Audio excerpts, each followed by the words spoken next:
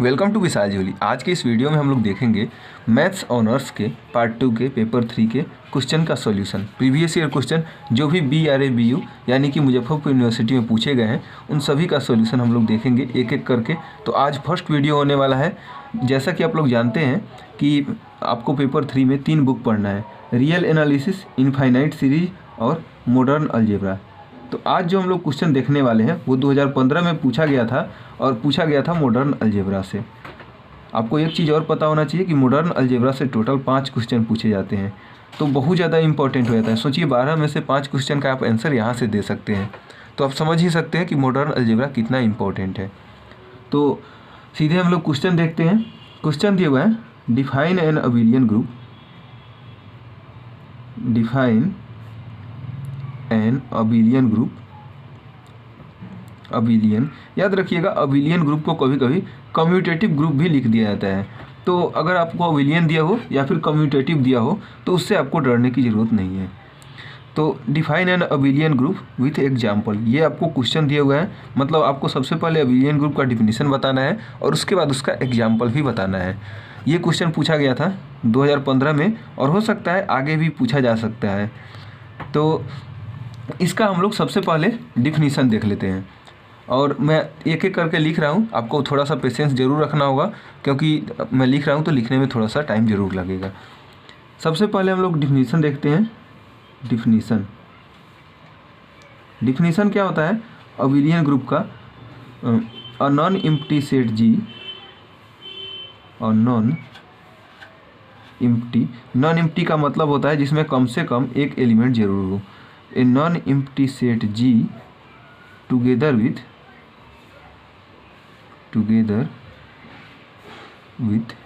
Binary operation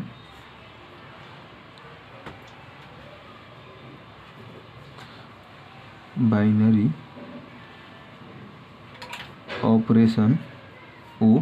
ए non empty set G, कोई भी set G जो नॉन एम्प्टी है, टुगेदर विथ, यहाँ पे एच होगा, together with binary operation O, मतलब उसमें बाइनरी ऑपरेशन ओ लगा होना चाहिए। अब देखिए ऑपरेशन क्या होता है, तो मैथ में 4 ऑपरेशन होता है, प्लस, माइनस, मल्टीप्लाई और डिवाइड। तो इसमें से कोई भी ऑपरेशन ओ लगा हुआ हो is called an abelian group. उसको हम लोग क्या कहेंगे? अबिलियन ग्रुप कहेंगे। कब कहेंगे? अबिलियन ग्रुप, इसको हम लोग अबिलियन ग्रुप कहेंगे। कब कहेंगे? तो इफ इट सेटिस्फाइज, अगर ये सेटिस्फाई करता है, सेटिस्फाइज द फॉलोइंग कंडीशंस। जैसा मैं लिख रहा हूँ वैसे ही सेम टू सेम आपको यूनिवर्सिटी के एग्ज़ाम में लिखना है अगर आपको फुल नंबर चाहिए तो। कंडीशंस मतलब ये सब कंडीशन को सेटिस्फाई करना चाहिए। अब कौन कौन सा कंडीशन है हम लोग एक एक करके समझ लेते हैं। सबसे पहला जो कंडीशन है वो है हमारा क्लोजर लॉ। सबसे पहला हमारा कंडीशन है हमारा क्लोजर लॉ। अब क्लोजर लॉ क्या होता है? अगर आपने मॉडर्न अलजेब्रा पढ़ा है थोड़ा सा भी तो आपको पता होगा क्लोजर लॉ क्या होता है। वैसे मैं आपको बता देता हूँ कि क्लोजर लॉ क्या होता है कि कोई भी अगर 2 एलिमेंट ए और बी जो कि सेट जी से बिलोंग कर रहा है तो उसके लिए ये हमारा ज़रूरी है कि ए और ऑपरेशन बी का जो आना चाहिए, मतलब ए और बी में जो ऑपरेशन हम लोग लगाएं वो भी हमारा जी से बिलोंग करना चाहिए। ये मैं आपको आगे जब एग्जांपल बताऊंगा तो ज़्यादा क्लियर हो जाएगा। मतलब अगर ए भी बिलोंग कर रहा है जी से तो ए ऑपरेशन बी भी हमारा जी से बिलोंग करना चाहिए। दूसरा हमारा है एसोसिएटिव लॉ। एसोसिएटिव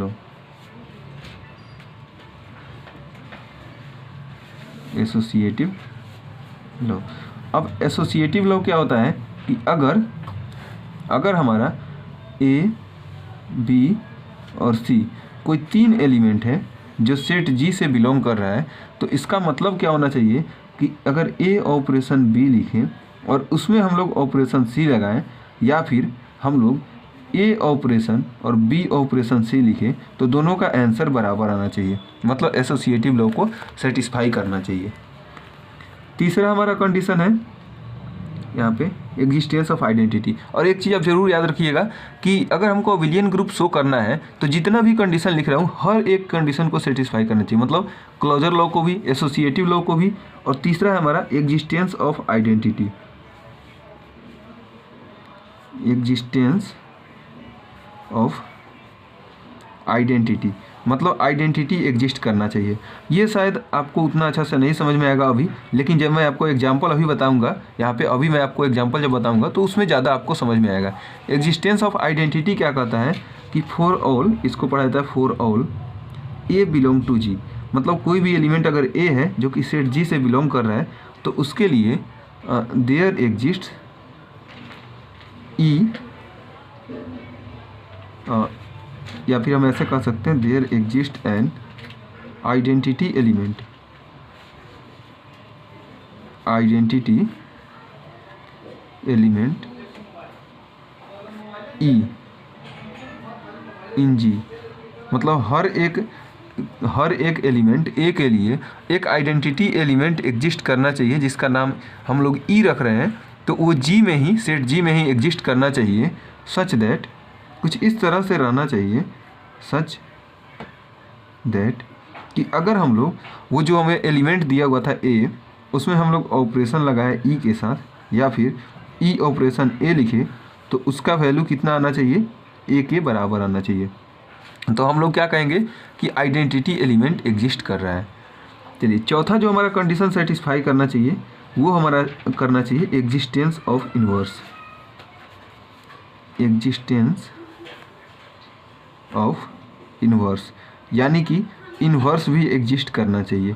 अब इन्वर्स क्या होता है ये मैं आपको बता रहा हूँ कि इन्वर्स होता है कि जैसे मान लीजिए हम कोई भी element for all a belong to G, हर एक एलिमेंट ए जो जी से, सेट जी से बिलोंग करता है, उसके लिए there exist a inverse belong to G, उसके लिए हर एक एलिमेंट ए के लिए ए इन्वर्स नाम का एक एलिमेंट उसी सेट जी में एग्जिस्ट करना चाहिए।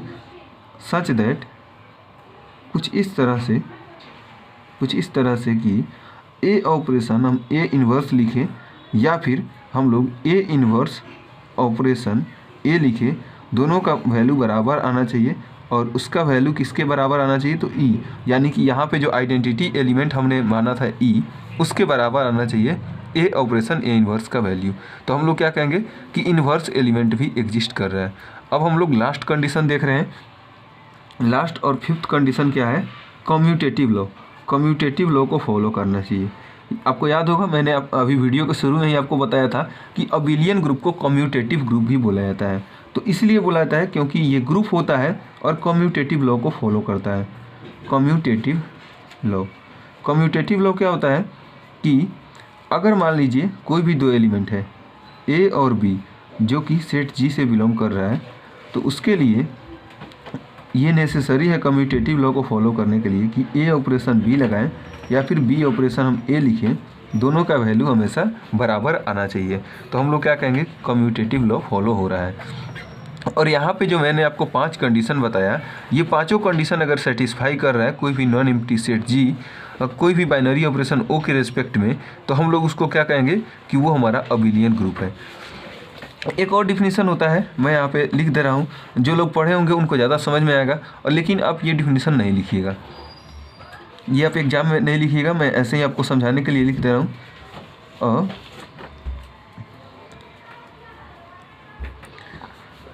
Group G with binary operation O is called abelian group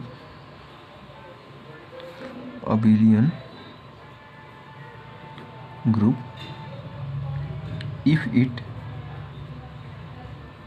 follows commutative law।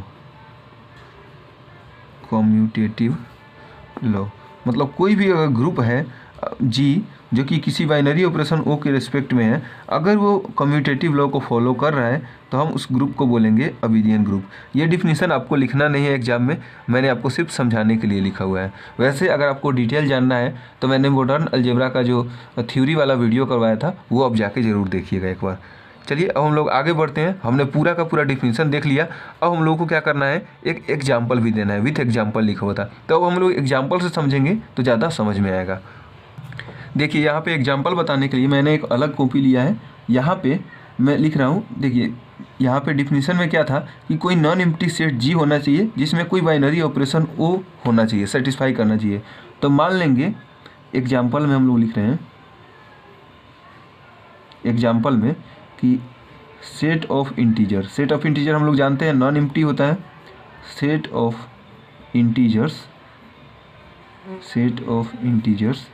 I with respect to binary operation plus, यानी कि addition, with respect to binary operation addition is an abelian group. ये क्या होता है, abelian group होता है। ये मुझे पता है तो मैं यहाँ पे सीधे लिख दे रहा हूँ is an abelian group. Example बताना था तो हम एग्जाम्पल बता रहे हैं, और अगर हम लोग एग्जाम्पल बता रहे हैं तो हम लोग क्या करना होगा, इसका प्रूफ भी देना होगा, ताकि सामने वाला को जो कॉपी चेक कर रहा होगा, जो टीचर भी कॉपी चेक कर रहे होंगे, जो भी उनको समझ में आना चाहिए कि हाँ इसको पता है। यहाँ पे प्रूफ हम लोग देंगे। प्रूफ हम लोग कैसे देंगे, तो सबसे पहले गिवन हमें दिया हुआ है क्या चीज़, I equal to set of integers दिया हुआ है, I equal to set of integers, ये हमें दिया हुआ है। और एक बाइनरी ऑपरेशन डिफाइन किया गया है, और बाइनरी ऑपरेशन डिफाइन किया गया है, plus is defined on it, इस पे डिफाइन किया गया है, डिफाइंड ऑन इट। तो अब ये चीज़ हमें दिया हुआ है। अब हम लोगों को क्या शो करना है, हम लोगों को शो करना है कि ये एक अबिलियन ग्रुप है। तो यहाँ पे हम लोग लिखेंगे फॉर अबिलियन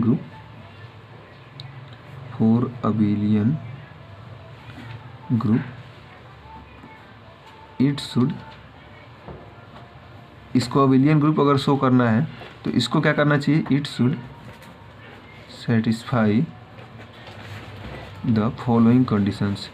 इसको कुछ कंडीशन है जो कि सेटिस्फाई करना चाहिए, फॉलोइंग कंडीशंस, कुछ कंडीशन को सेटिस्फाई करना चाहिए। कौन कौन सा कंडीशन है, तो यहाँ पे आप देखिए, यहाँ पे मैंने आपको बताया था सबसे पहला क्लोजर लॉ को फॉलो करना चाहिए। तो यहाँ पे हम लोग सबसे पहला जो कंडीशन चेक करेंगे वो हमारा क्या होगा, क्लोजर लॉ क्या होता है कि अगर कोई भी दो एलिमेंट ए और बी, देखिए यहाँ पे मैंने आपको बताया था कि कोई भी दो एलिमेंट ए और बी जो सेट जी से बिलोंग कर रहा है, तो ए ऑपरेशन बी भी हमारा सेट जी से बिलोंग करना चाहिए। यहाँ पे हम लोग क्या देख रहे हैं कि मान लीजिए for all a b belong to I, यहाँ पे सेट ऑफ इंटीजर दिया हुआ था जी के जगह पर, तो हम लोग देखेंगे कि for all a b belong to I, तो हम लोग जानते हैं कि ए प्लस बी, यहाँ पे ऑपरेशन के जगह पर प्लस ऑपरेशन दिया हुआ था, तो ए प्लस बी जो होगा वो भी हमारा सेट ऑफ इंटीजर आई से बिलोंग करेगा। तो इसीलिए हम क्या कह सकते हैं, तो कह सकते हैं इसीलिए क्लोजर लॉ होल्ड्स। जैसे मैं आपको एग्जांपल में अगर बता दूं तो मान लीजिए 2 और 3 दो एलिमेंट ले लिए जो सेट ऑफ इंटीजर से बिलोंग करता है, मतलब इंटीजर होता है, और अगर हम लोग 2 और 3 को ऐड करेंगे तो 5 आएगा और वो भी एक इंटीजर होगा। तो इसका मतलब क्या है, क्लोजर लॉ सेटिस्फाई कर रहा है, मतलब दो इंटीजर को ऐड करने पर एक इंटीजर ही आ रहा है, तो इसका मतलब क्लोजर लॉ होल्ड कर रहा है। दूसरा हम लोग कंडीशन चेक करेंगे एसोसिएटिव लॉ। वैसे आपको ये चीज़ नहीं लिखना है, एसोसिएटिव लॉ।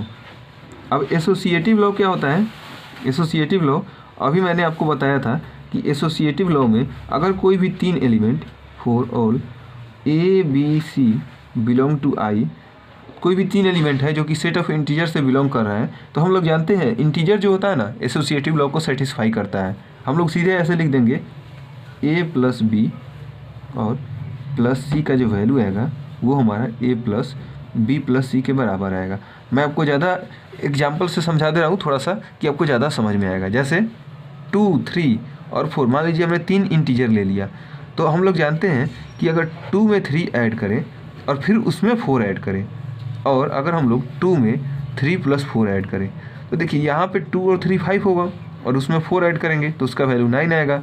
यहाँ पे 2 प्लस 3 और 4 कितना होगा, 7 होगा, और उसको ऐड करेंगे तो 9 आएगा। मतलब 2 प्लस 3 और प्लस 4, इसका वैल्यू 2 प्लस 3 प्लस 4 के बराबर आ रहा है, यानी कि यहाँ पे एसोसिएटिव लॉ होल्ड कर रहा है। तो हम लोग लिख देंगे so associative law holds,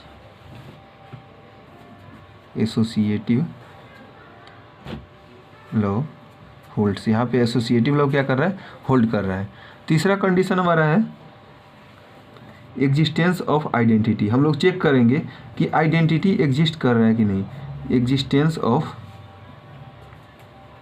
identity, तो यहाँ पे आइडेंटिटी चेक करने के लिए सबसे पहले हम लोग क्या करना होगा, कोई भी एक एलिमेंट लेना होगा। For all a belong to I, set of integer a होता है ना, तो मान लीजिए हम लोग यहाँ पे लिख रहे हैं जैसे 2 हमारा सेट एक इंटीजर होता है, यहाँ पे 2 हमारा एक इंटीजर होता है, और अगर हम लोग 2 में किसी भी नंबर को 0 को ऐड करें या फिर 0 में हम 2 को ऐड करें तो क्या आएगा, हमारा वैल्यू 2 ही आएगा। यानी कि अगर हम लोग ए में 0 को ऐड करें या फिर 0 में ए को ऐड करें तो उसका वैल्यू हमेशा ए ही आएगा। और हम लोग यहाँ पे अभी हम लोगों ने देखा था कि अगर हम लोग for all a belong to G, यहाँ पे अगर ए में ई को ऐड करें, यहाँ पे ए में ई को ऐड करें या फिर ई में ए को ऐड करें तो उसका वैल्यू ए आएगा। और जो हमारा ई था क्या था, आइडेंटिटी एलिमेंट था ई, तो यहाँ पे वैसे ही जो 0 होगा, 0 हमारा आइडेंटिटी एलिमेंट होगा।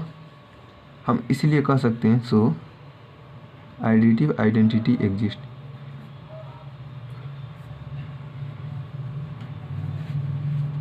एडिटिव आइडेंटिटी 0 एग्जिस्ट क्यों कर रहा है, क्योंकि 0 जो है हमारा ना वो हमारा सेट ऑफ इंटीजर है, मतलब एक इंटीजर है 0, इसीलिए हम लोग कह सकते हैं। अगर 0 इंटीजर नहीं होता तो ये हमारा यहाँ पे आइडेंटिटी एग्जिस्ट नहीं करता।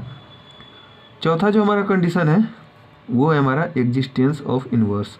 एग्जिस्टेंस ऑफ आइडेंटिटी तो हो गया, ये हमारा एग्जिस्टेंस ऑफ इन्वर्स, मतलब हमारा इन्वर्स भी एग्जिस्ट करना चाहिए। अब एग्जिस्टेंस ऑफ इन्वर्स हम लोग कैसे चेक करेंगे, तो इसके लिए हम लोग कोई भी for all a belong to G, जितना भी हमारा ए नाम का एलिमेंट है अगर जी से बिलोंग कर रहा है, मान लीजिए हमने वही सेम एग्जांपल लिया 2 belong to integer, set of integer, मतलब 2 एक इंटीजर होता है, तो अगर हम लोग 2 में -2 को ऐड करें या फिर -2 में अगर हम लोग 2 को ऐड करें तो उसका वैल्यू 0 आएगा, यानी कि आइडेंटिटी एलिमेंट आएगा। और हमने अभी आपको बताया था यहाँ पे कि अगर हम लोग एग्जिस्टेंस ऑफ इन्वर्स में हर एक एलिमेंट ए के लिए एक ए इन्वर्स नाम का एलिमेंट ऐसा होता है कि अगर हम लोग दोनों में ऑपरेशन लगाएं तो उसका वैल्यू ई, यानी कि आइडेंटिटी के बराबर है।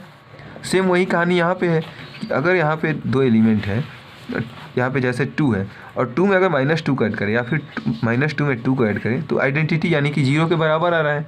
तो इसीलिए हम लोग क्या कर रहे हैं कि अगर हमारा 2 था तो -2 आया है, वैसे ही अगर हमारा a है तो -a आएगा जो कि हमारा g से बिलोंग कर रहा है। तो सच दैट कुछ इस तरह से कि such that a plus -a या फिर -a प्लस a का जो वैल्यू आना चाहिए ना वो हमारा आइडेंटिटी एलिमेंट यानी कि e के बराबर आएगा। मतलब हम यहाँ पे क्या कर रहे हैं, सो इन्वर्स या फिर एडिटिव इन्वर्स, यहाँ पे एडिटिव इन्वर्स एग्जिस्ट कर रहा है।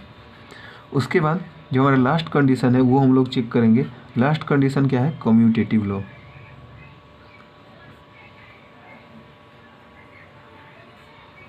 कम्यूटेटिव लॉ हम लोग चेक करेंगे तो हम लोग जानते हैं कि कोई भी एलिमेंट ए और बी, कोई 2 एलिमेंट ले जो सेट जी से बिलोंग कर रहा है, यानी कि यहाँ पे सेट जी के जगह पर यहाँ पे सेट ऑफ इंटीजर था तो बिलोंग कर रहा है। तो हम लोग जानते हैं अगर कोई भी एलिमेंट 2 एलिमेंट ए और बी को ऐड करें तो वो हमारा बी प्लस ए के बराबर आएगा, यानी कि हम लोग क्या कर रहे हैं यहाँ पे कम्यूटेटिव लॉ होल्ड कर रहे हैं।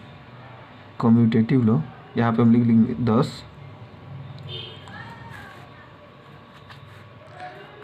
10 commutative law holds, commutative law holds. यहाँ पे कम्यूटेटिव लॉ क्या कर रहा है, होल्ड कर रहा है।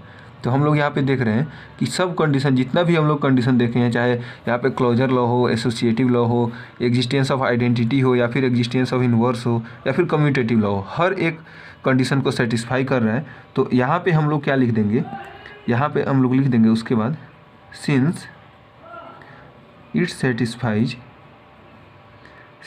सेटिस्फाइज ऑल कंडीशंस, ये हर एक कंडीशन को सेटिस्फाई कर रहा है, thus it is an abelian group. ये क्या है हमारा, इसीलिए ये एक हमारा अबिलियन ग्रुप है। तो ये था हमारा पूरा सॉल्यूशन क्या चीज़ का, तो definition and example of abelian group था। तो आज का वीडियो में इतना ही रखते हैं, फिर हम लोग मिलते हैं नेक्स्ट वीडियो में, और उसमें हम लोग 2015 के ही मॉडर्न अलजेब्रा के कुछ और इम्पोर्टेंट क्वेश्चन समझेंगे। और एक चीज़ मैं आपको बता देना चाहूँगा कि ये जो वीडियो है, नीचे आपको डिस्क्रिप्शन में प्लेलिस्ट का लिंक मिल जाएगा, वहाँ से आपको प्लेलिस्ट में ईयर बाय ईयर, मतलब हर एक साल का क्वेश्चन बैंक का सॉल्यूशन आपको मिल जाएगा।